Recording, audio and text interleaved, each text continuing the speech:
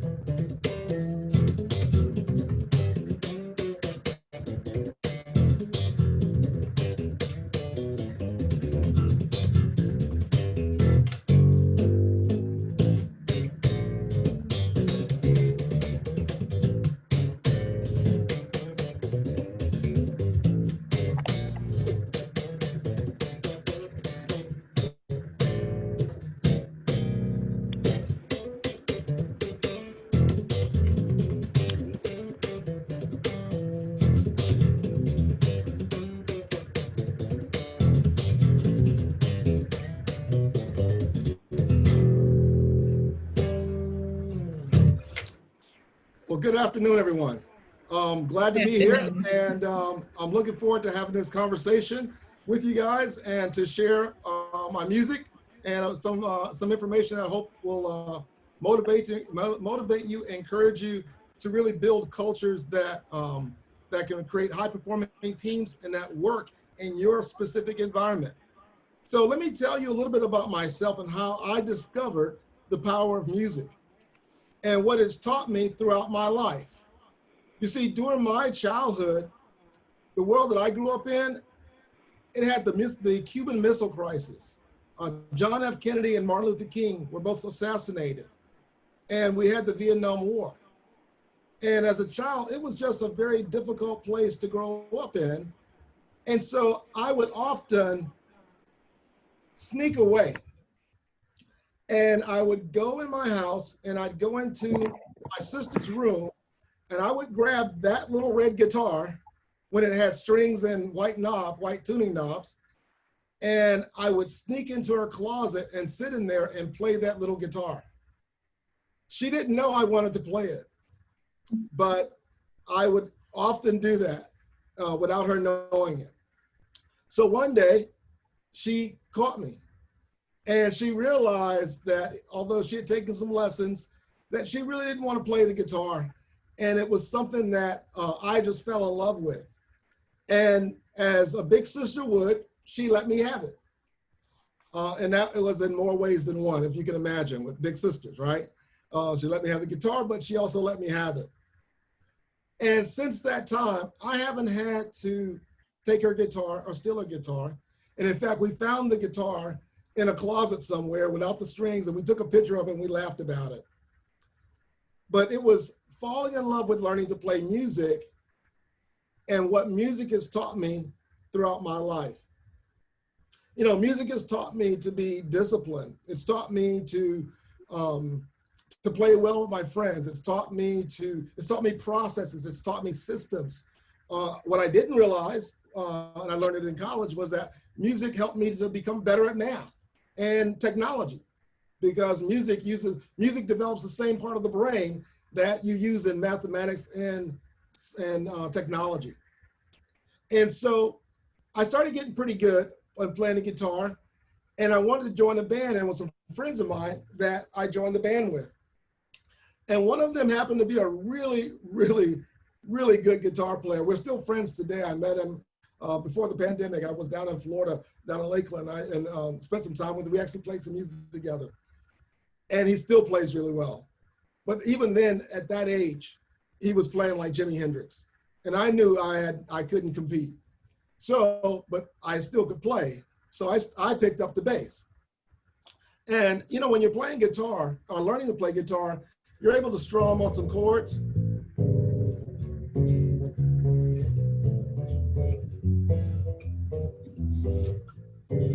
So you're able to just kind of play along and play some chords. But when you're playing the bass, it's a different story. You have to learn the full structure of the song. You have to learn the intro. You have to learn the melody and where it fits. You have to learn all the bass part. You have to learn the changes.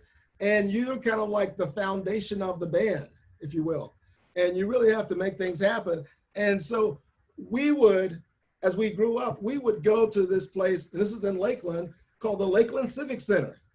And they created this Civic Center in 1974 on the eastern shore of the United States in Lakeland, Florida. And at the time, if I mowed some lawns or did a little yard work, we could actually buy tickets and go see groups like the Commodores, the OJs, Earth, Wind and Fire. I even went and saw the Buddy Rich Orchestra there. And it was an incredible, incredible time. And so we had a lot of fun. But you know, music has taught me and has really given me a great experience throughout my entire life. And I really didn't understand the gift that I had been given until August 19th, 2018.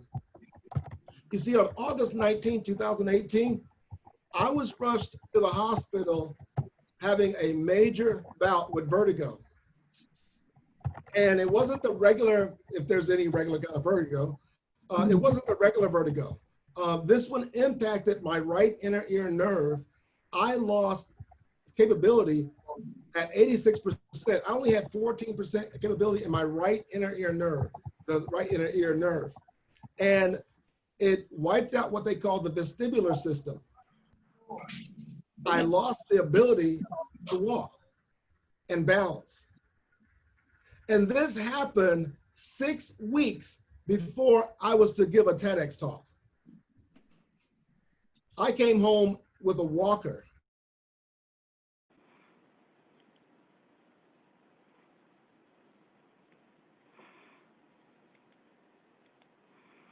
Gerald, you have to unmute. Okay, there we go. We lost you for a minute.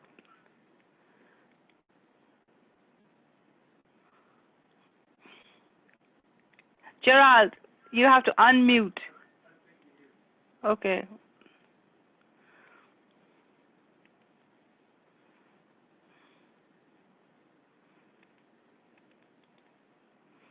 No, hold on.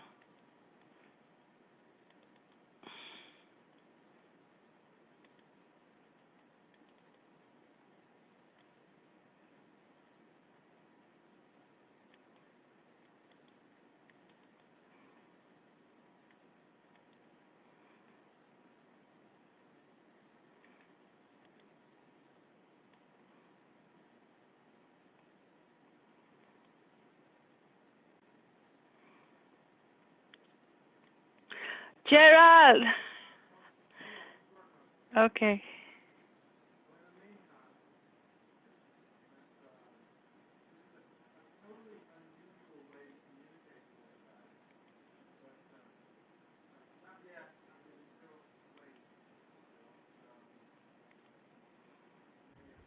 Okay, can you hear me now? Yes. Okay. Yes. All right. I have no idea. Let's go. I have no idea either. Let's go back to vertigo. Yeah. Yep. So let me go back up. There we go. So there you go. So back to my story. I don't know where I left off, but basically August 19th, 2018, I had a major bout with vertigo, and it impacted my right inner ear nerve. It wasn't the regular kind of vertigo that you go to a therapist and they do your head and those kinds of things, and you get better in a couple of days or weeks. Mine impacted my right inner ear nerve, and I lost 86% capability. I was basically disabled. And it wiped out what they call the vestibular system, which controls your balance and the ability to walk. And this all happened 6 weeks before I was to do a TEDx talk that I had been approved and auditioned to do. If you've ever signed up for anything like that, there were 230 people that auditioned and 29 of us got in. So I'm laying there in bed for 1 week. I can't work. I can't do anything. And I had to listen aloud to television or whatever, just to get the ringing to calm down. So I'm laying there thinking, is this the rest of my life? Am I going to be disabled? Am I ever going to get to play music again? And as I'm laying there day after day, I started realizing and thinking about the talk that I'm going to give. And I said to myself, I'm going to figure out how to get out of this bed and deliver that talk. And I started thinking about the talk. And my talk is a talk that talks about what if practice is the performance? It's the neuroscience of music. Because I've done a little bit of research in neuroscience and got a certification in conversational intelligence with a lady named Judith Glazer. Long story short, I was able to, the next week, the next Friday night, get up and make it to my office down the hall. I grabbed my bass. Okay, I can still play. So I sat there for an hour and I played, and then I went back to bed. The next day I got up and I started walking better. And I was able to maneuver a little bit better without the walker holding onto the walls. So I went back to my office. I played for 2 hours, didn't play anymore. The next day, I could walk around the bedroom. I could walk down the hall. And within 3 weeks, when I had my ear, nose, and throat doctor appointment, I walked into the office, very gated, but I walked into the office unassisted. You see, music had given me God, the universe, whatever you want to call it, I like to refer to him as God, had given me this gift. And that gift was to be a musician. And see, our brains work as in a network. And so what was really interesting is that the part of my talk that I referenced as I was thinking about it was a quote that I have in my talk. And it's referencing a book by a gentleman named Dr. Norman Deutsch. And it says that the brain, and it's a book that he calls The Brain That Changes Itself. And he states that in the book that if the brain system is made up of many neuronal networks, and it's neurons that are connected together, and that if one network gets blocked, then the brain has the ability to leverage other networks to work around the blockage. So I'm not sure if the damaged part of my brain with the vestibular system ever got repaired. All I know is that my brain and the network within my brain worked around that and corrected it, and music and the vibration of playing music enabled that for me. And so it really gave me the ability to get back up and walk again after falling down. And so I want to just play something because I want you to think, and I'm going to switch over here to a system that's going to let me play some music along with it.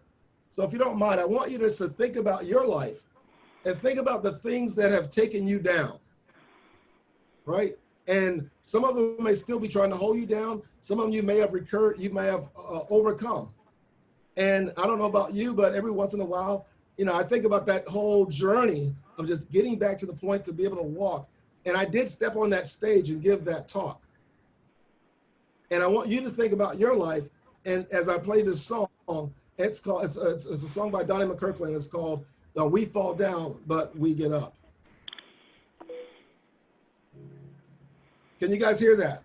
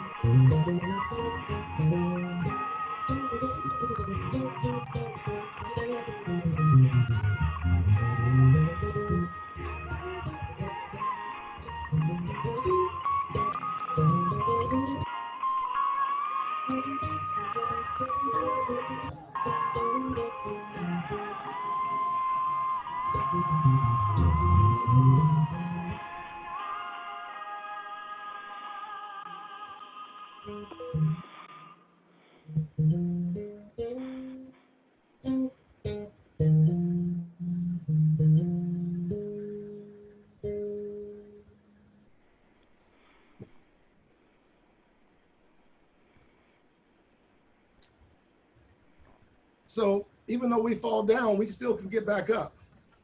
And that's what I made a decision to do. Hold on one second. Didn't want that song to start. Give me 1 second. I got caught up in the moment.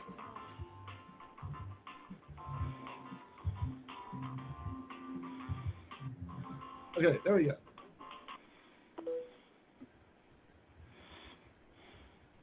So here's what I want you to do.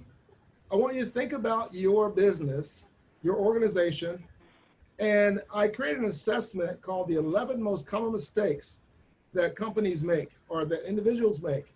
And I provided a link. And so everyone should have this link to go to this assessment.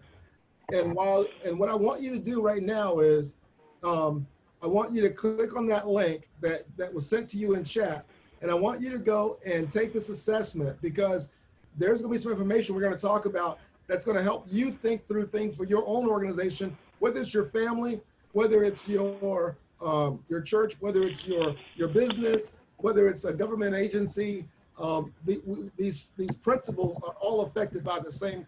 We're all affected by the same principles. So I'm going to play another song, and while I'm playing that song, I'd like each of you to go and take that assessment, and then we'll talk about it and we'll go on through the talk. So at this point, you should be logging into that website and taking the assessment.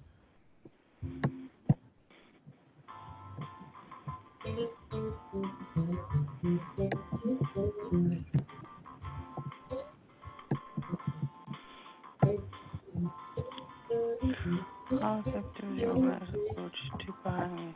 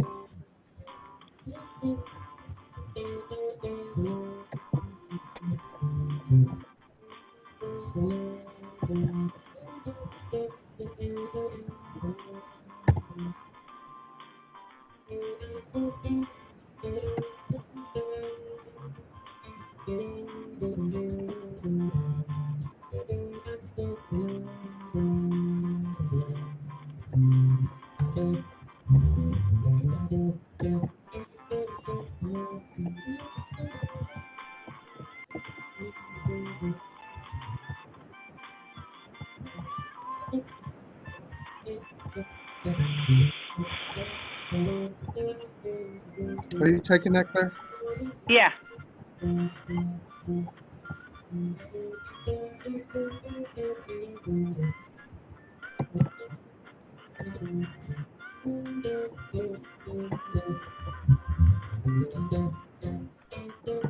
Can you do it? I'm trying.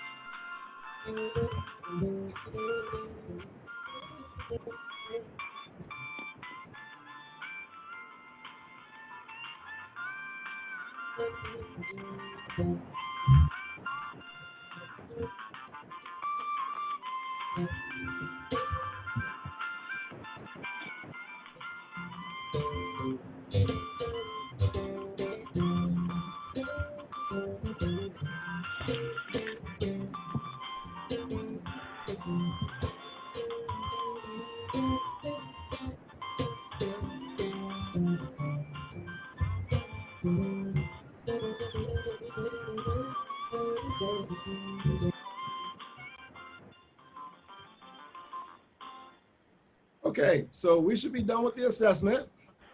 Okay. Are we done? Are we good? Give me a minute. I'm just getting to it, but I'll be dead there. Okay. Okay, we got 2 people. See waiting room. Admit.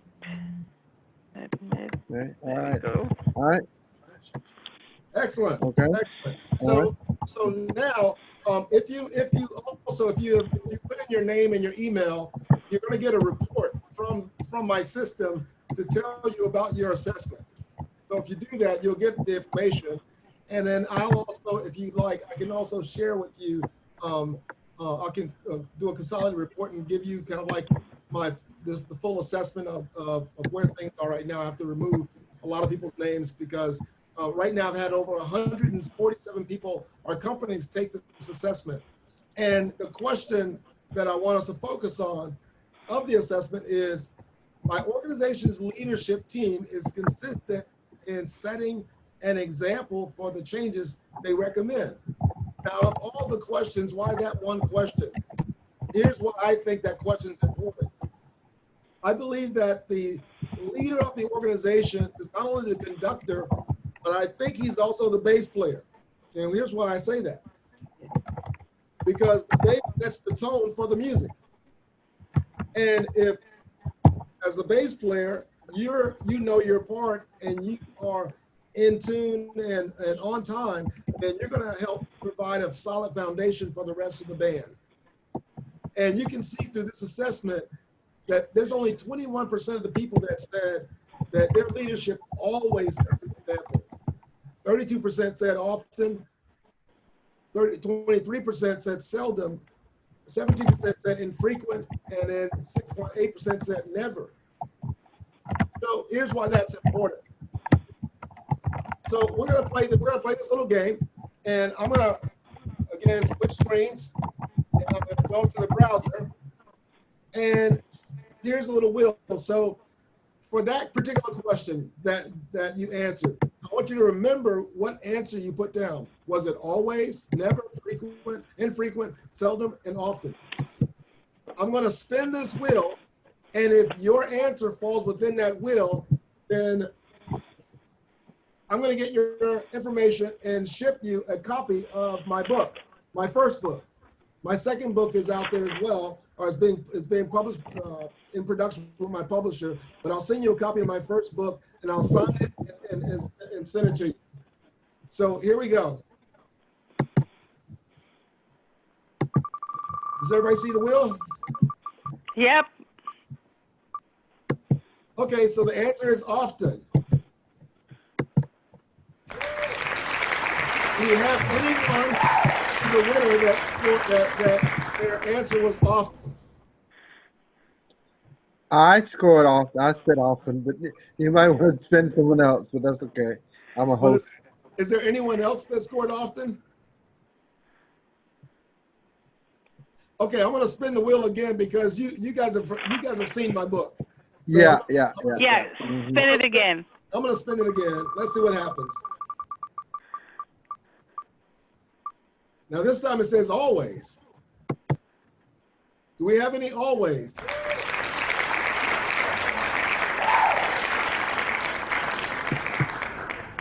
That's a really cool thing. Elizabeth, do we have any always? I scored a number can't of things see always. it. Yeah. Oh, Jerry? It was Jerry? Yes. Jerry, you said always? Okay, give it to Not on Jerry. everything, Jerry but, Baker. most things, yeah. Jerry Baker. Jerry Okay. Baker. Okay, excellent. Well, Jerry, I'm going to get your information and I will be sending you a signed copy of my book. So we have a Marine that won. Congratulations, Jerry. No, he's Air Force. Whoa, He's Air Force, not a baby. Marine. Jerry's Air Force. I'm Navy. Navy. Okay, Oh, Navy. that's right. Navy. U.S. Navy. Okay. Yeah. No, the Marines. Congratulations. The Yeah, Marines say that they are the men's department of the Navy. Okay, congratulations. Okay. Very good. Okay. So here's something. I'm often asked by some of my clients, what are the top challenges that we face in regards to workplace culture and productivity? And, you know, when you think about this image, everyone in that boat is bought in, right? Everyone in that boat has a vision, and everyone in that boat has the value of paddling as hard as they can to get down to the end of that raft so they can make it out alive. And the first three principles in my book for developing a culture of culture is the base and developing a culture for developing a high-performing team is vision, values, and buy-in. I'm going to start from the other end, though. I'm going to start with buy-in first. And there's four other ones, but I'm going to start with buy-in first and then go values and vision. You see, think about where we are today. You know, I don't know about you, but I haven't seen ever in my lifetime, and I don't remember except for maybe around the 60s, but it wasn't, but even with the 60s, it wasn't as the way it is now. think about the protests, and not talking about the violence in the protests. I'm just talking about the people getting out and protesting. You have people of all races, all creeds, all colors, all across the world getting out and protesting. Why would all those people protest? Well, one, they had a lot of time on their hands because a lot of people lost their jobs. So you have 40 million people out of work. The next thing was you had a pandemic. People were tired of being sick and tired. And then people were tired of seeing the things that they were seeing on television with people being killed. So they felt the problem. And so because they felt the problem so deeply, they protested like they never protested before. You had more buy-in around that protest than anything else. John Carter wrote an article for Harvard Business Review, and it was entitled, "Before you can get buy-in, people need to feel the problem." So you think about today, again, people need to feel the problem. You know, there was a situation in a major orchestra, and I think it was around South Carolina, where the musicians were very talented, but they weren't being paid enough. And the general manager of the orchestra wanted to get them paid. And so he set up a meeting with the board, and he had the first chair. If you make first chair in the orchestra, that means you are the best in that section, and you're the leader of that section, and you probably make a lot more money than anybody else in that section. And he brought them in, and they would play their instrument, like play some Beethoven, some Bach, some Brahms, you know, and they would then talk about their education. They would, after they talked about their education, they would talk about the second and third job that they had to have to support their families because the orchestra didn't pay enough money for them to make a living on what they were being done. And yet they were some of the best of the best. And that's what they were trying to do. So after about 10 people got up and played, shared their story, shared their educational background, how much their instruments cost, and how much they love what they get to do and why they do it, even though it doesn't meet all of their needs, it moved the board's heart. So the next time the board met, they approved a pay raise for all the musicians so that they could make a living from playing in the orchestra because they wanted the best of the best. You know, one of the things that happens when people feel like and are bought in and people feel like they're engaged is that you have what you have on the right side where people are connected. It's oxytocin, dopamine, serotonin, and GABA. On the left side, where you have stress and strain and protest, you have adrenaline and cortisol. And those are obviously the negative neurochemicals or neuropeptides. And on the right side are the positive ones. And you experience this every day and every time you have a conversation. If you've ever been on the phone with somebody, even if you've never met them, and you get off the phone and go, man, I really enjoyed that conversation. You were on the right side of this chart. If you get on the phone and have a conversation and you're like, I can't wait to get off this phone, you're on the left-hand side. A conversation literally changes your brain chemistry. And that's what it was happening for the people who went protesting and for those musicians. So answer this question, why is creating buy-in so difficult? And whoever answers first in the chat, you'll be the second person to get a signed copy of the book. So Elizabeth, tell me who put in the answer first.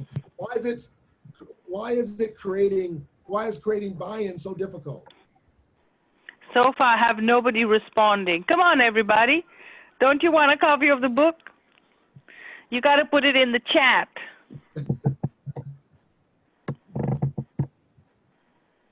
Nope, no responses. Why don't we go back to the audience and ask them to speak? Maybe they're having problems with the chat. Everybody, can you unmute and answer the question?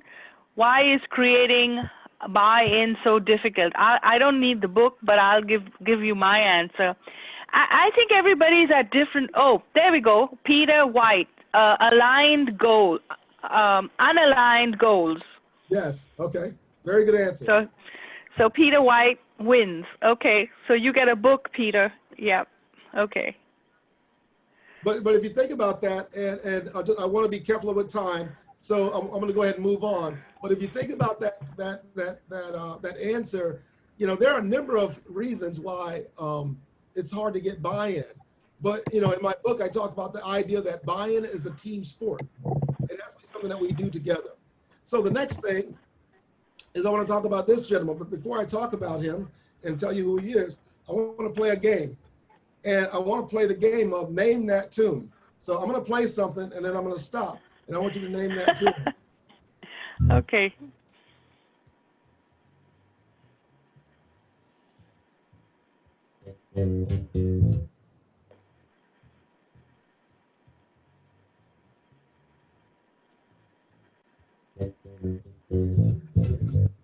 Name that tune. We couldn't hear it completely. Say it Oh. again, yeah. Couldn't hear you well. Wait, we have an answer. No, yeah. Okay, play it again. We couldn't hear it quite right. Yeah. Still can't hear it. You got to play it a little longer. You got to play it a little longer. Can you switch the browser that you had the streaming audio on? Switch over to that, because that may activate. Okay. Okay, hold on. Let me get to the listening. I'll send everybody the link. Okay. So everybody, you have to click on this link Well, so you can. I've said it before, but let me send it again. Okay. Click onto the link that says listen to so that we can hear the bass guitar. All right. You got to play a little more than just, yeah. Well, I think we may have an answer. See if there's an answer. No, not yet. This is the song. They don't, actually, they really don't do too much else on the song. They just play that bass line. Hey, Yeah. hey. What you got to say? Who was that one? What was that? That was Harold Caldwell. Was Was it Cool of the Game? You're close. You're close. Hey, hey, what you got to say? No, that's not it. That was, no.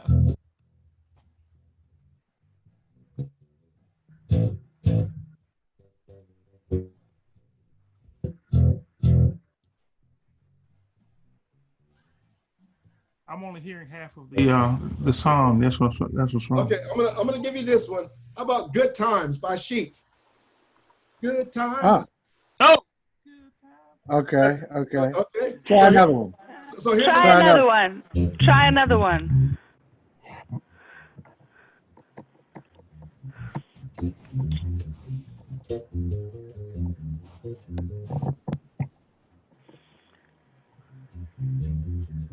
That's the bass line. Very popular guy. Ah. King of pop.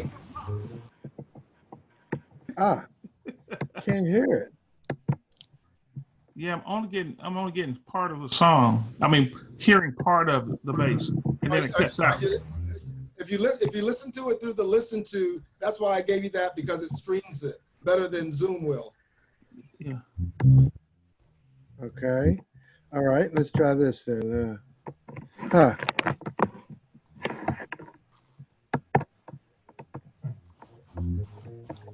Is able? Can you hear it, Claire? Claire, can you hear it? No. All right. Why don't you hum the tune? Yeah, hum the tune. Hum the tune. And listen, we're getting a lot of feedback. People are in thunderstorms and power outages. So please say a prayer. I'm getting a lot of messages from people that they can't make it because of the thunderstorm and power outages. So hum the tune. Yeah. Hum a tune. Yeah. So this one is bum bum bum bum bum bum bum bum bum bum bum bum bum bum.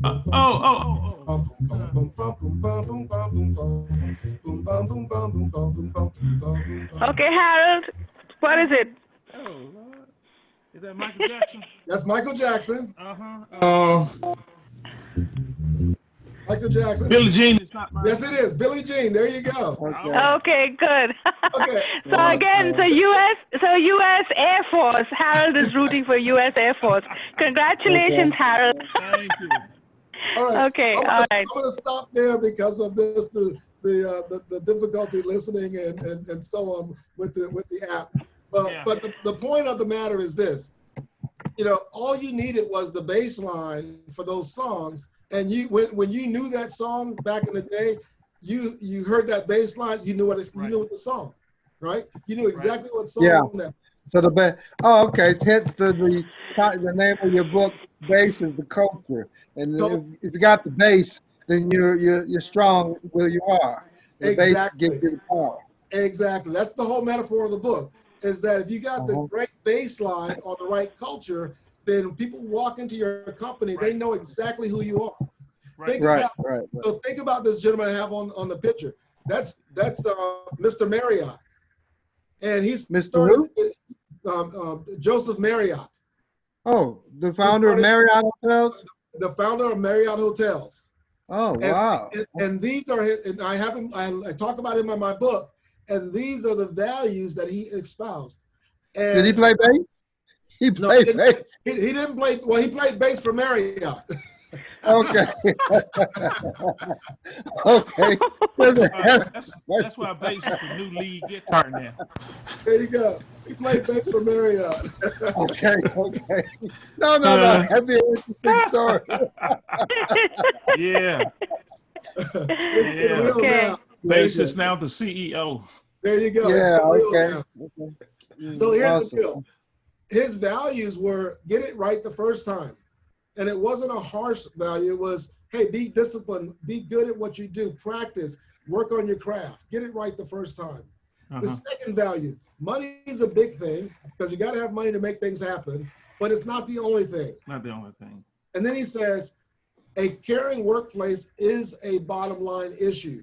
In other words, the answer to the money problem is a caring workplace. So his values were, hey, he would actually, I talk about it in my book, he actually would sit down and mentor and counsel, the housekeepers and other staff when they got started, because he realized, like with the last one, I'll get to that in a second, but he realizes that if the people bought in and were there and they understood and they felt cared for, then the customers were going to be cared for. Right.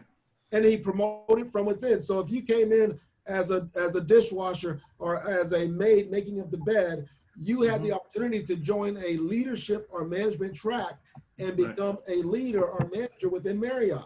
Right. Because he grew people from within. And then he built the brand of Marriott, not just for the customer. He built the brand for the associates. Amen. Because if they drank the Kool-Aid and believed in the brand, then as a customer, you're going to feel that at every Marriott you go and stay at. And even to today, I know a lot of us haven't gone to Marriotts lately because of the pandemic, but I know when we're traveling here and there, that's one of the main hotels I'll stay at because of their brand, because of their culture.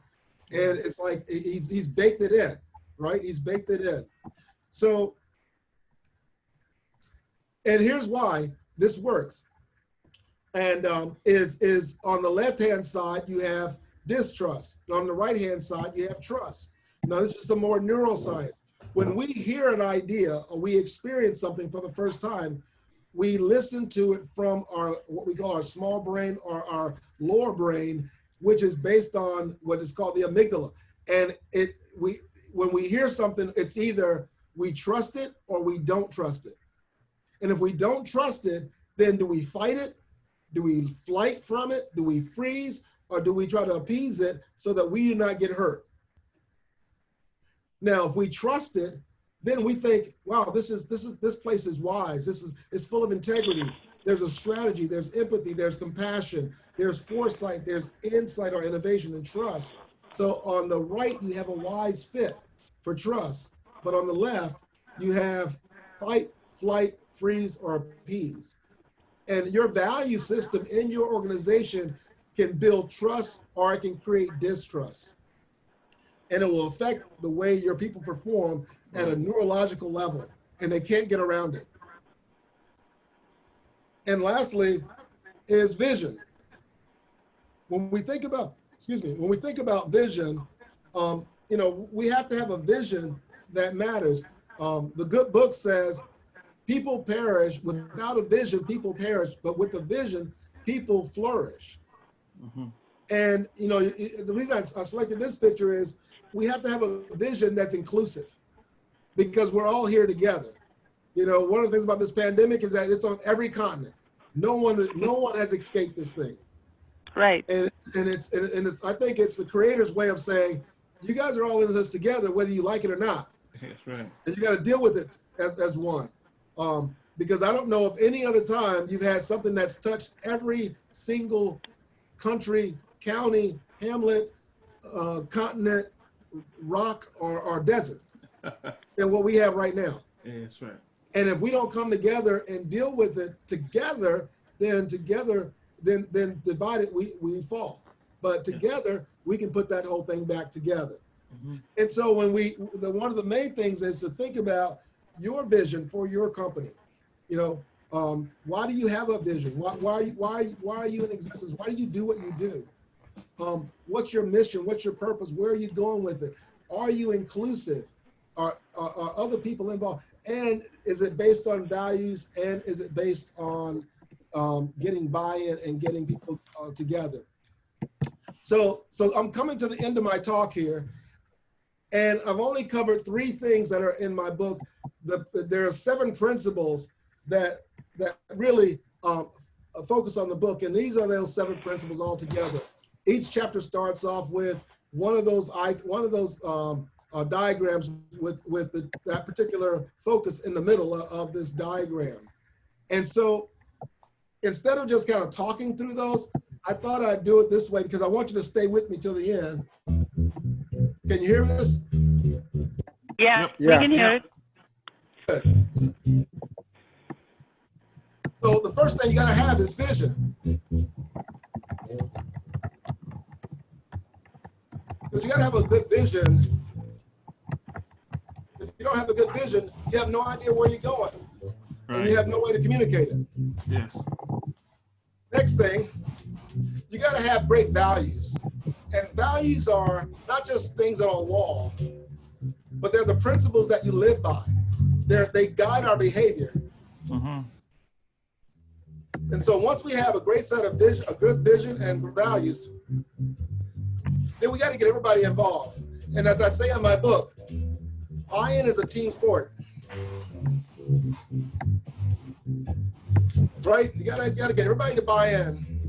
And then once you get everybody to buy in, you gotta have a set of best practices. And I look at best practices like a box of chocolate chip cookies where the chocolate is baked in.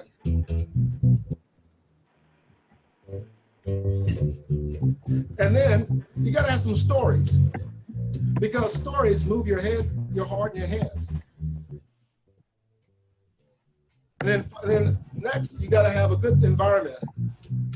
And that environment can be physical, virtual, emotional, cultural, because your environment sets the context for everything that happens. Once you have those things lined, you then can create a great execution culture. And execution is more about just having a to-do list. It's about really getting things done that matters, doing the most important things. And so that's my book in a nutshell. And the principles, and those principles I researched from Harvard, from the Wharton School, from MIT, and those were the 7 that kept standing out to me.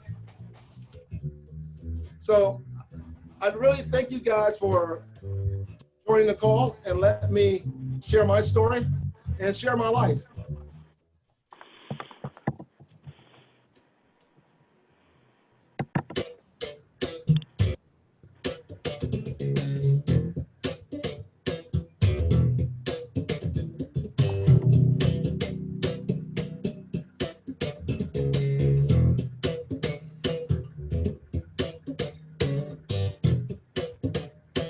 Looking at the That's Sly and the Family Stone. There you go. So I just want to thank you guys. And if there's any Q&A, if there's any questions. No, we have to be old school to know that song. Yeah. And before we That's right. let you away, we're gonna have to play some Michael Jackson or something because we got a few youngsters on the call. I see you out there, Emily. Good to hear you. Good to see you, man. How you doing? Yeah, so great. That was awesome. Are there any questions? Raise your hands or just unmute and ask them. We'd love to have you. Esther has a question. Okay. Sure. Ask them, Esther. We can't hear you, Esther. You're unmute. You have to unmute. Okay, now, Yes. okay.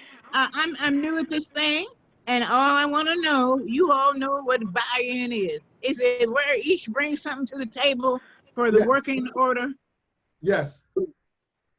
Where everybody brings something to the table, but they buy in, they agree with where you're going. Right. For And the the- working order, for the Right. working order, Yeah, so it's a all working order, together, but all everybody together. all together, exactly. Thank you, okay. Yes, that's what I mean by I just made it clear. We have not because we ask not, okay? buy-in.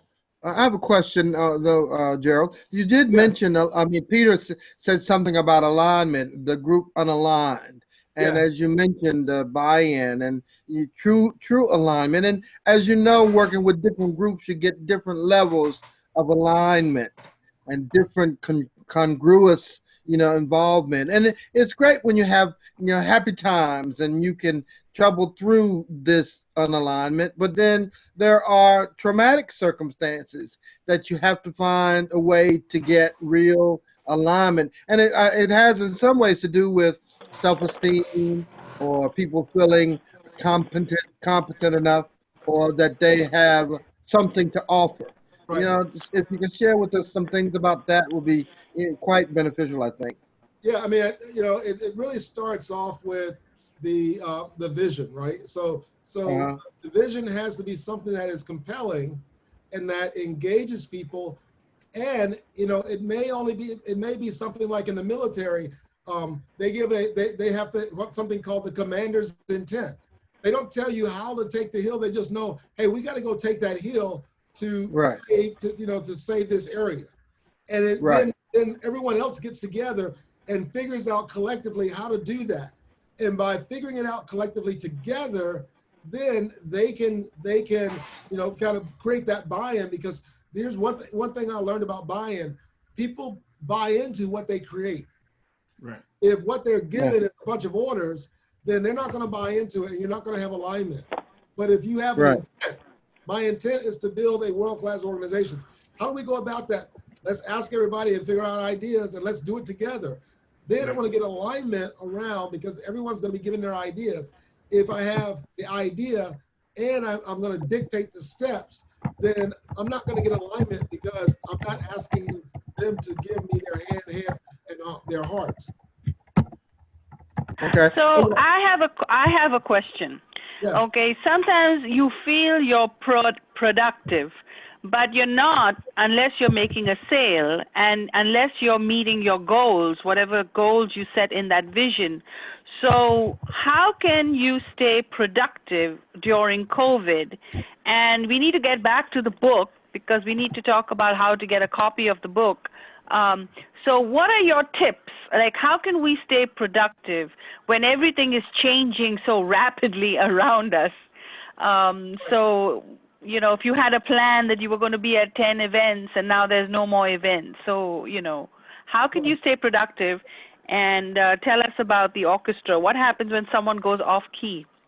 Okay, so here's one of the things that you can think about. Like my music producer and the gentleman, we're doing a podcast together, and this guy is a really well-known producer and artist, and he was playing live at least weekly, at least 3 or 4 times a week in the Philadelphia area.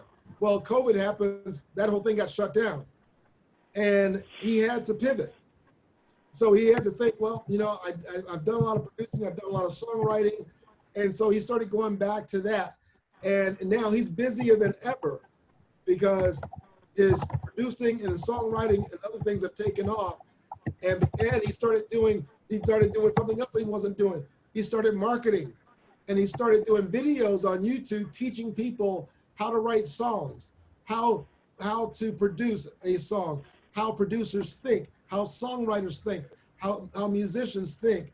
And because of that, he's gotten more business. And in fact, the other day, Netflix reached out to him and said, we'd like to use one of your songs that you did back in the day on a new movie. And so in that situation, he had to adjust. He had to say, what skills do I have that I can use that I don't have to be there in person to deliver? And it may mean developing some new skills. It may mean adjusting some skills. It may mean finding a new way to market. So there's a lot of different things. It's basically you trust and adjust. You keep trusting and adjusting. And you're almost like, I kind of have this picture of a cat on a hot tin roof, right? He's just bouncing around looking for someplace cool to land until he gets there, but he's not stopping until he finds someplace cool to land because the roof is so hot. I totally agree. And I think that when you're reinventing, it's also a lot of research, because now you have to go back to the drawing board and, you have to do that whole research about who your target audience is, where do they reside, what channels are they watching, and this whole new world, a new norm of doing business. Right. So tell us about the book, and where can we get a copy? Tell us about your upcoming book. And tell us about the DVD and the CD and everything. Yeah. You're ahead of me. I'm ahead of you. Okay. So to learn more, just because you asked to learn more, you can go to my website, geraldjleonard.com, or you can go to, if you want to read the first chapter of Culture is the Base before you purchase it or recommend it to friends, you can go to this website, geraldjleonard.senduit.com, and SUB0002. And there, if you put in your information, you'll get a PDF copy of the first chapter. So you can read the first chapter, and then it'll have a link to where you can go on Amazon and buy the book, or you just go to Amazon. And I'm proud to say that the book has 28 5 stars on Amazon. Okay. Also, my new book is called Workplace Jazz. And the book has been completed. It is Business Expert Press is going to be publishing. So I have a literary agent now, and the book is going to be published by a major publisher. It should be out in a couple of months. But Donald and I, my producer, we started a podcast together called Workplace Jazz, where we talk about the principles in the book, and we interview other musical artists about teamwork, because musicians and jazz musicians they understand teamwork, because that's all jazz is working together as a team and listening and playing together, and the mindset, and business can learn a lot from that. And then on the same website, there's a section called Music, where I'm going to be releasing on the 28th my first single called Vertigo. And here I am at 58 years old, and I'm releasing my first album, and I'm excited. I'm excited too. Very good, very good. So make sure I get a copy of this presentation so I can send it to everyone. We've got a lot of people sending me a notice that they had power outages today. So I'm going to call you back next month, Gerald, to do this presentation, because people were really looking forward to it. And we can't help power outages. Yeah. There's a whole part of Virginia and Eastern Carolina that's without power right now.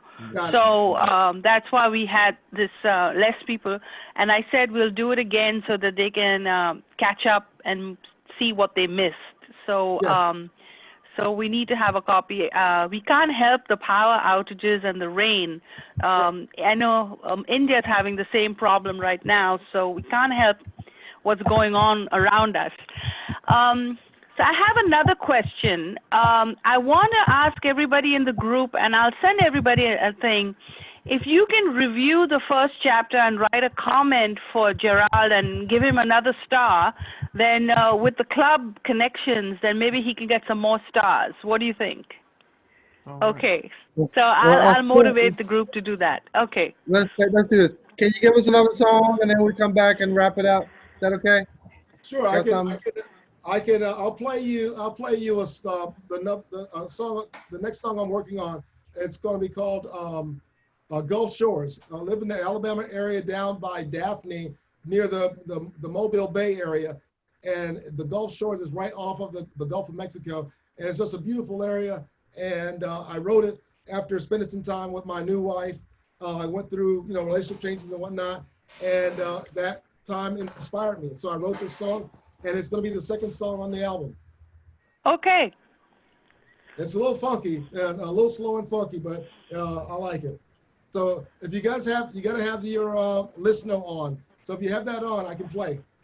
Okay, wait, let me explain. So for those of you who are just joining, I'm sending you a link. It starts with listen to the audio. Please click on the link, because when you're streaming with Zoom, you need that to hear the orchestra. I think I've sent it to everybody. I've sent it to everybody. All right, so everybody click on the link, listen to. Okay, there we go. We're ready.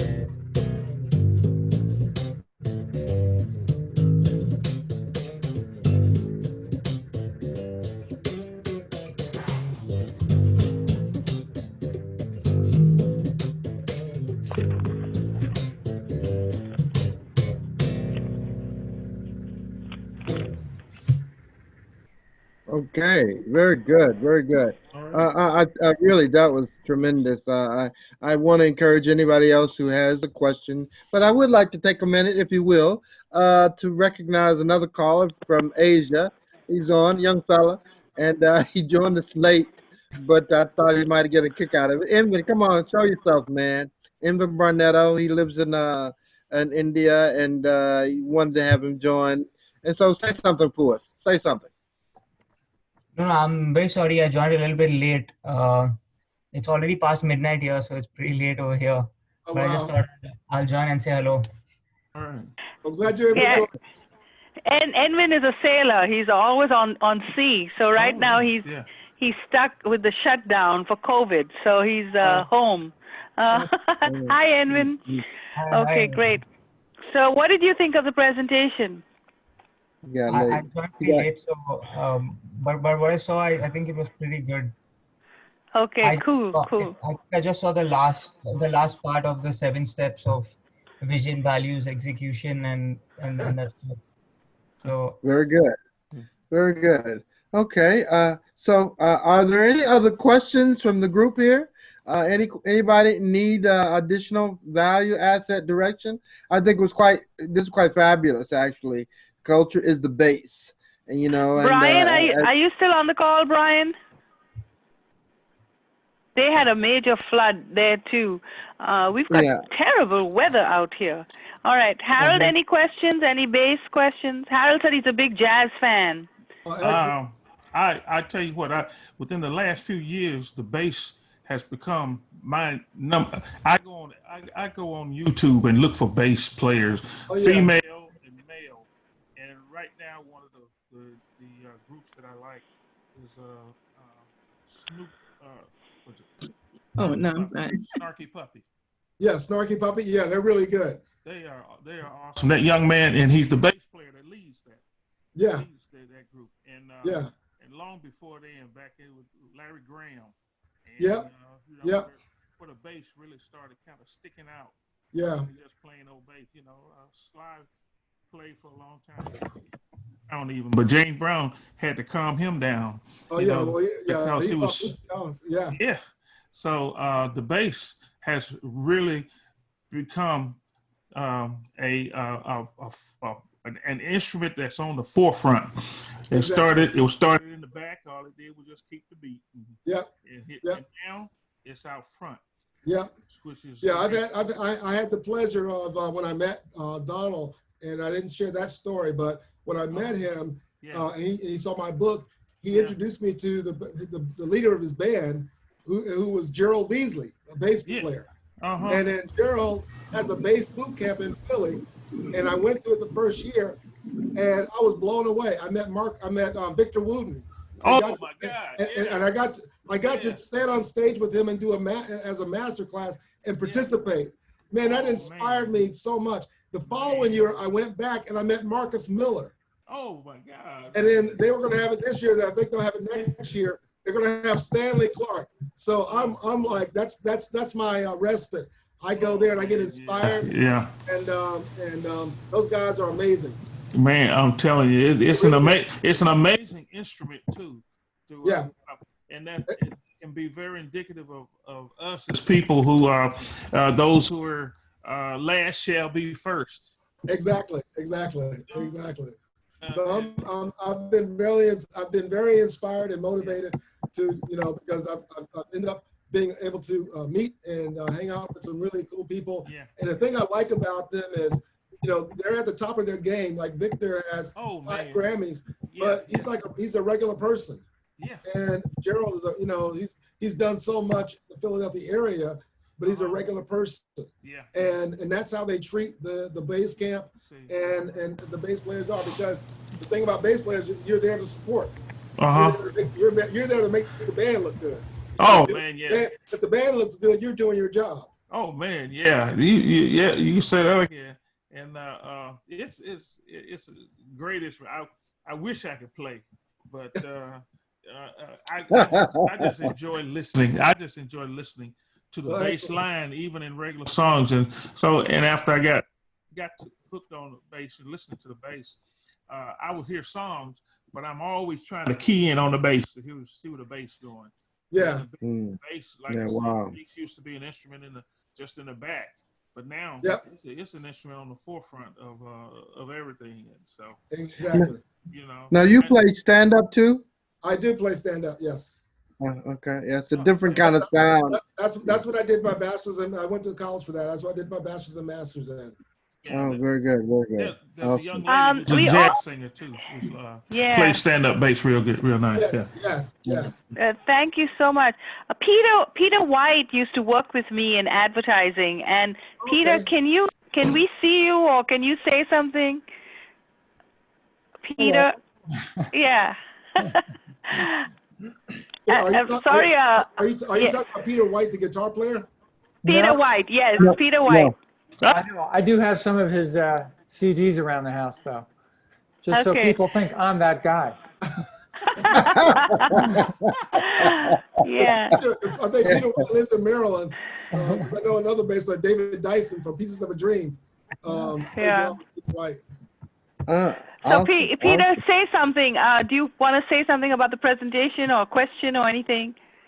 No, I thought it was terrific, and it's fresh. It really feels fresh because it's just a different way in to talk about stuff that, you kind of know it's swirling around you. The whole idea of brand and sustaining, a culture, in business, and finding a way to excite people and get people, pumped up, and thinking about it in their own terms, ways that they can relate to. I think this is a great way in.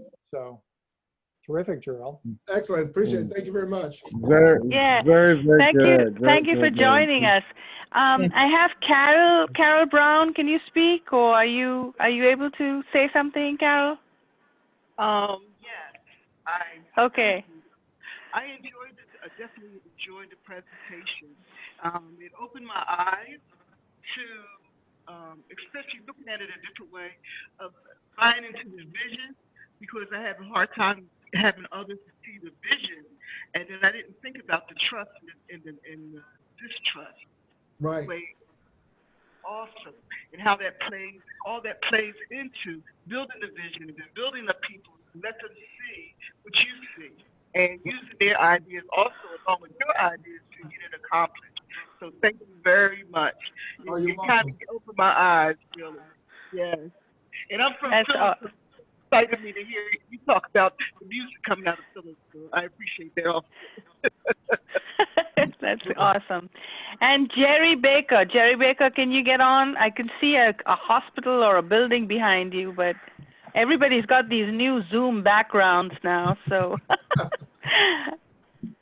Jerry, are you there? Or did he step out? Okay, he stepped out for a minute. All right. So I think we got everybody to say something. And Gerald, we have to do this again. I'm sorry, we lost a lot of people because of the storm. Yeah. So, yes, go ahead, Esther. Yeah. Yeah. Okay. We know that music soothes the savage beast within us. Amen. Yes. Yeah. Yeah. Amen. Yeah. And I think about that. And today, when you gave those 7 points, I said that was powerful. We know the last is the best. You know what? And that everything we do above here would lead to executing, getting things done. Yes. That's the very last one. And God knew it was going to be the hardest to do. Okay. Very But when good. Very good. but when we do together, when we come together, I'm telling you, many things can happen. You Yes. have to have faith in that, okay, and believe. All Yes. right. Very good. Very good. Very good. Well, is anyone else that would like to share with us at this time as we prepare to give a close to this? Man, what a great event and venue here. I'm excited about what we've learned, and I'm just encouraged by you all. This is a very important time, and I need also to stress we are also very prayerful for those who are enduring storms and bad weather, and even during this COVID. You know, Yeah. and this is a unique relief from the COVID virus. And I know families are facing the challenges of taking their kids back to school and not knowing what to do. And we pray for peace for their households so that they can come to some kind of fluid decisions. And in our business efforts, we have to be encouraged and inspired. Have to find the ways to collect the inspiration to fight on, to move forward, and to do what must be done in these times. So with that being said, I'm grateful for you all, and I pray for your encouragement and inspirations that you can, do the great things, as you would see. And with that Yeah. being said, I'm gonna let Gerald just play us out. If But, you but, can. but, but, but, but before you Question? play us out, hold on one second. I just need to just give you all a little update on what's going on with the club. So during COVID, obviously we can't be at our offices because of the shutdown. So what we did was we started a club, and the club meets every Monday. I'm trying to get to that slide. Yeah. So the club meets every Monday at 8 p.m. I don't know in India and Europe what the time is, and 2 p.m. Eastern Standard Time on Wednesdays. And we feature speakers, artists, products, services. So we don't want you to be alone during COVID. The whole idea for the club is to empower you to get your jobs going or to get your business going. Many a time we completely shut down because we don't have clients, we don't have customers, and it gets really hard when COVID gets to you. So this is the whole idea behind the club. Now, if you have a speaker or you have a topic or you think of ways that we can improve, then please email me and let me know, because we are in the process of doing a survey and we're doing some research to improve on the club. Now, while it might seem that we're just a few here, this is being recorded and broadcast on the social media, Facebook, LinkedIn, and so a lot of people are going to watch this as well. So I hope that you enjoyed today, and I hope that you'll come back to the club and be with us. So I'm going to stop my share now. Yep, and we're going to let you close. Okay. All right, Gerald, it's all on to you. All right, I'm going to play Vertigo again.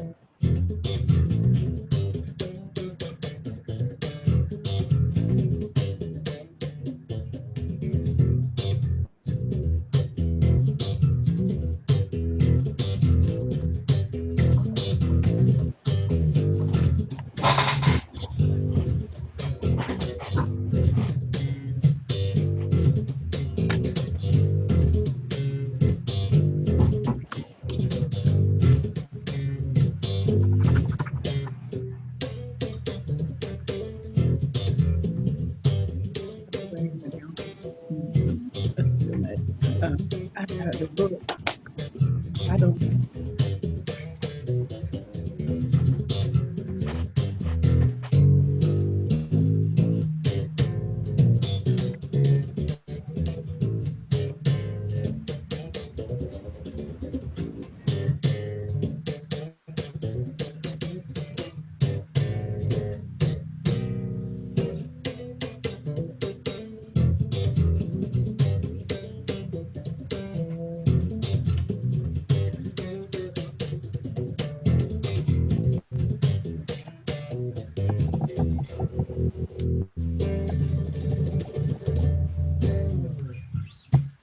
Very good. Yes. Very good. All right. Thank you so much. So let's Thank you give so him much. applause. Hey. Yeah. Good job. Good job. Yeah. So until the next time, Uh-huh. we look forward to hanging and sharing some Yep. time with you. Uh-huh. So that being said, we're gonna say goodbye. Okay. Esther, we got a box for you. We'll drop it by. Just want to let you know. So all others, thank you. Thank you for being a part of our program. We look forward to it. Gerald, this is Caldwell. Where you from? I'm originally from Florida. I live in Alabama right now, near Daphne, near Mobile. Oh, okay. What part of Florida? Lakeland, between Tampa and Orlando. Lakeland? Yes. Did you ever know a Milton Bigham, gospel singer? He was from Lakeland, Florida. I used to be stationed down in MacDill. Okay. Sounds familiar. Yeah. But, yeah, I haven't lived there since 1980. I go back and visit a lot of, mom is there and a sister's there. But this is like in 72, 70. Yeah, that was I was still playing. I was beginning to start playing. You a little bit of something then. All right, man. Okay, man. Nice hearing you, man. All right, man. Okay. Bye, everybody. Bye-bye. Love you. Okay. Love All right. you. Yeah. All right. Bye. I'll get back with everyone. Thank you for joining us. Bye. Thanks, Mark. Bye. All right.